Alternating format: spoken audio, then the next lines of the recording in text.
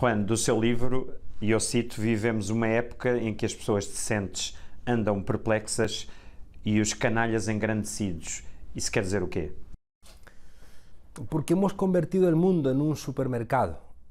Todo es una mercancía. La vivienda, la ropa, la comida, pero también la amistad, el sexo, el deporte, la cultura, el ocio. Y como todo es como en una gran tienda y todo se mide por la rentabilidad, los que tienen dinero se creen dioses, creen que pueden comprarlo todo. Y la gente normal, la gente decente, no quiere ser comprado ni tampoco quiere comprar.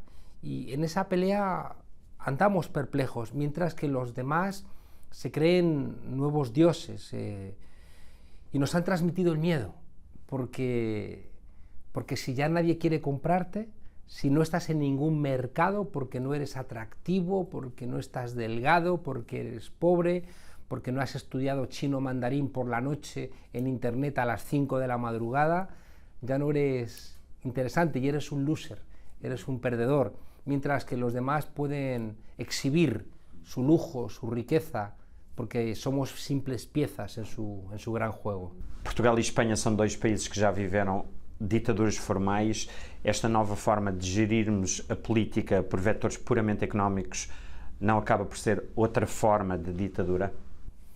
Claro, lo dice Boaventura de Sousa Santos, vivimos en sociedades formalmente democráticas, pero socialmente fascistas.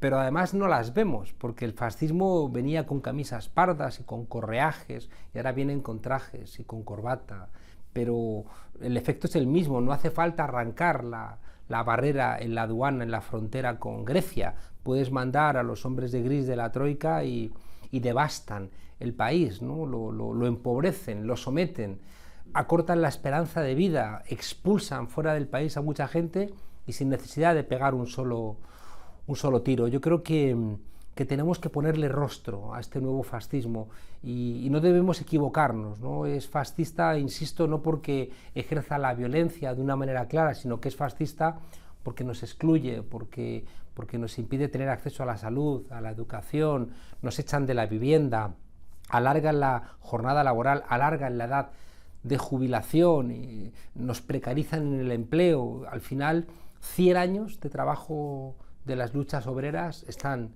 desvaneciéndose y es una nueva forma de fascismo que es el fascismo financiero, ¿no? que está sometiendo a nuestros países y encima, como no tiene rostro, es muy difícil de combatir, de pelear contra él.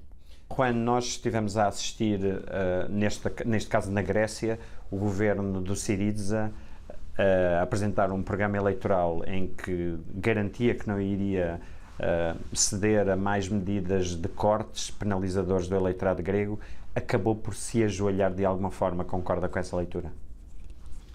Es terrible que en la Europa de la democracia y de los derechos humanos el gran error de Tsipras fuera convocar un referéndum, porque la decisión europea de no respetar ese resultado, esa frase terrible de Schäuble, que es más la frase de un mafioso que de un político de un país democrático, cuando dijo las elecciones nos dan lo mismo, confrontó a Syriza con una realidad terrible. No estás hablando con demócratas, estás hablando con mafiosos. As pessoas também veem fantasma que é se a Bruxelas fechar a torneira financeira, nós ficamos sem dinheiro no banco. Esse é temor real. Claro, y no es Bruselas. Bruselas son los mayordomos, ¿no?, de los capitales financieros. Cuando en los 70 quiebra el modelo keynesiano del Estado social, entra el modelo neoliberal, que es un modelo de ruptura del contrato social de posguerra. Hay que privatizar los bienes públicos, hay que abrir las fronteras y tienen que desaparecer los derechos laborales, y eso nos ha convertido en personas endeudadas, y para mantener un mínimo nivel de bienestar hemos tenido que entregarnos a los bancos como particulares. Igual ocurre con los países y al final un fondo buitre, es decir, estos inversores que se están quedando con el dinero que ya no nos pagan porque nos pagan menos por nuestro trabajo, tienen la posibilidad de poner de rodillas a grandes países, no solamente a Bolivia, a Argentina, sino también a Francia, bueno, pues a España o a Italia, y por supuesto a los pequeños como Grecia o como Portugal. Son dictaduras financieras y ellos, igual que han comprado los medios de comunicación, pues compran, ¿no?, a esos mayordomos que son los partidos políticos tradicionales de nuestros países. A questão da renegociação das dívidas soberanas pode ser uma saída? O perdão parcial dessas dívidas? Porque senão a dívida ou o pagamento dos juros da dívida fica sempre dependente das vontades dos mercados puramente económicos. Não há controle humanista sobre esse valor.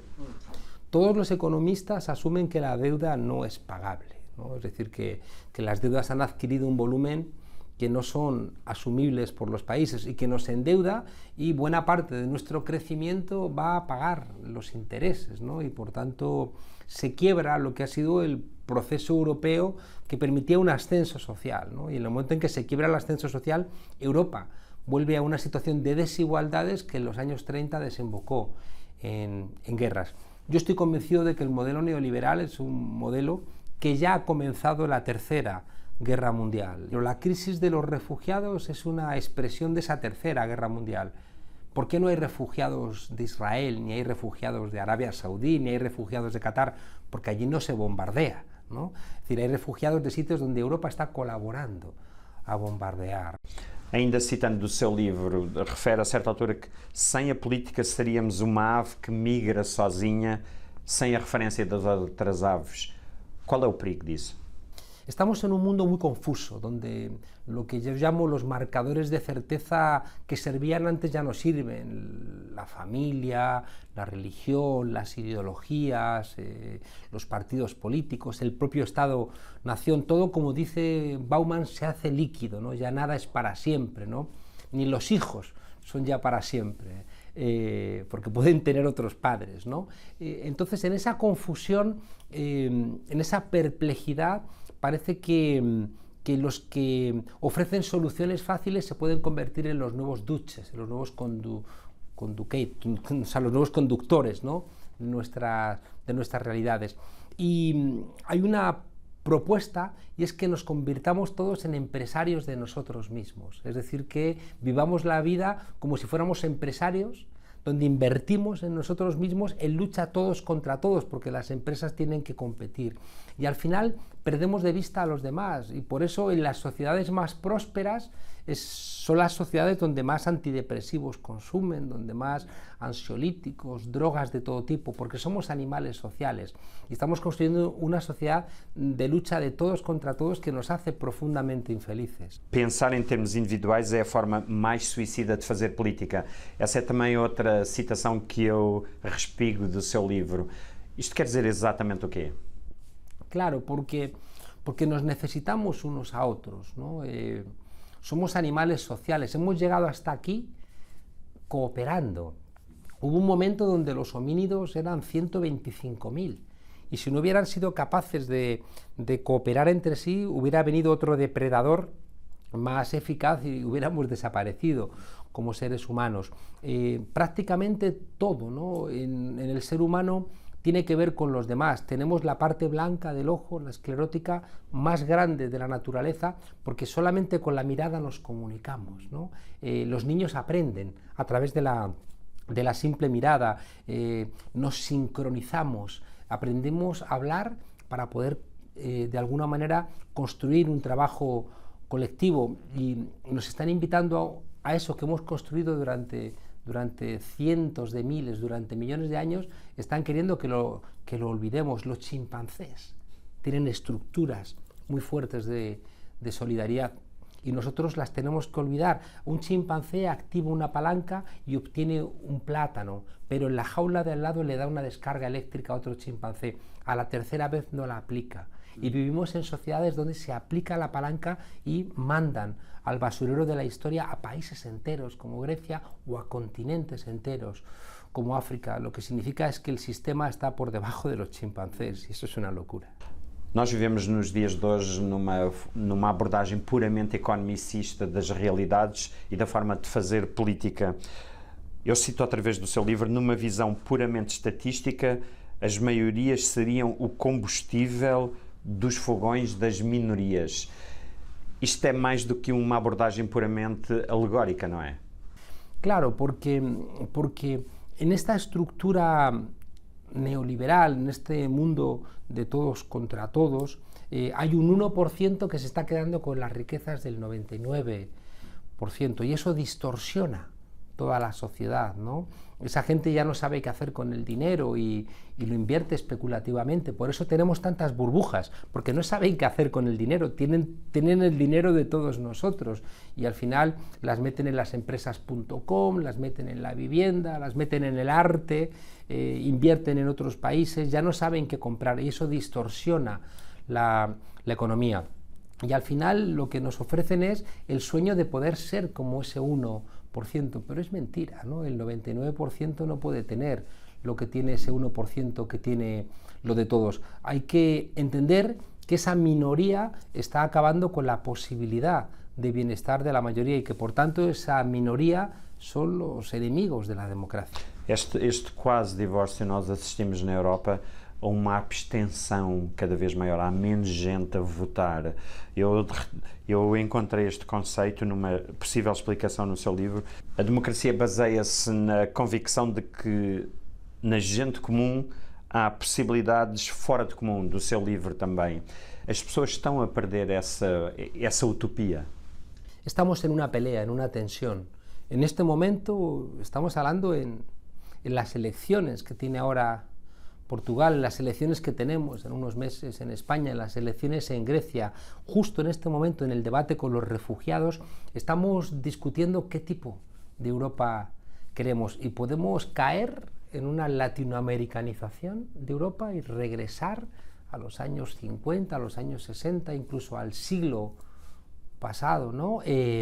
O podemos entender que hay unos retos que tenemos que enfrentar entre todos, los retos medioambientales, los retos del fin del trabajo, porque el desarrollo tecnológico no hace trabajo para todos, los retos de las propias migraciones, ¿no? Todos esos nuevos retos se tienen que discutir a través de debates ciudadanos.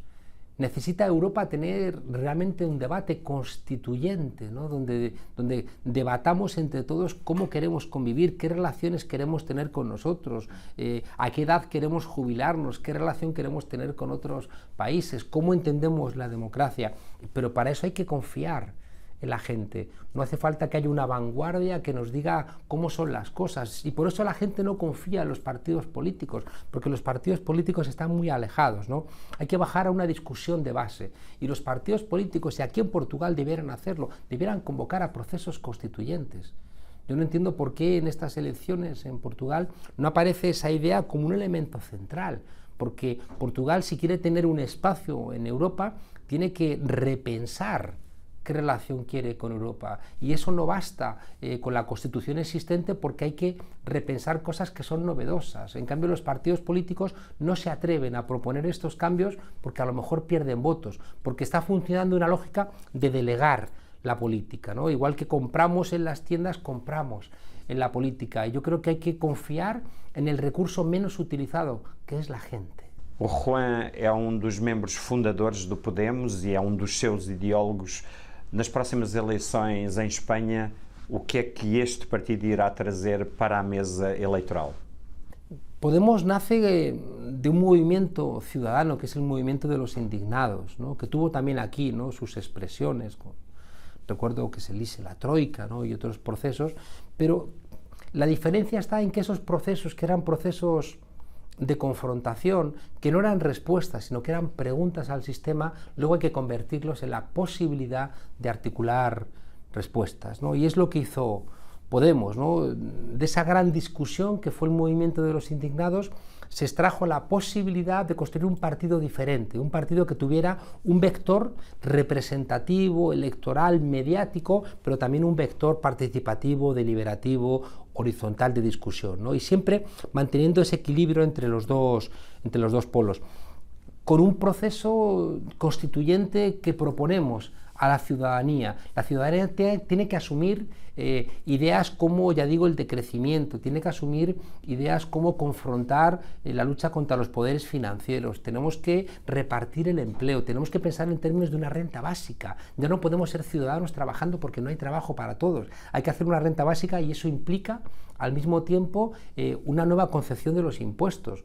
No pueden ser impuestos, como está ocurriendo también en Portugal, que pagan las mayorías cuando los ricos no pagan impuestos, cuando las grandes empresas no pagan impuestos, ¿no? Tenemos que recuperar la posibilidad de la democracia en Europa, que la hemos perdido, ¿no? La Troika, el Banco Central Europeo, lo que implica el Tratado de Maastricht, han vaciado a Europa de contenido democrático. Nosotros somos los verdaderos europeos y lo que representa Angela Merkel, lo que representa la Troika, lo que representa el Banco Europeo es la negación de Europa. Por tanto, los que criticamos a Europa somos los verdaderos europeístas.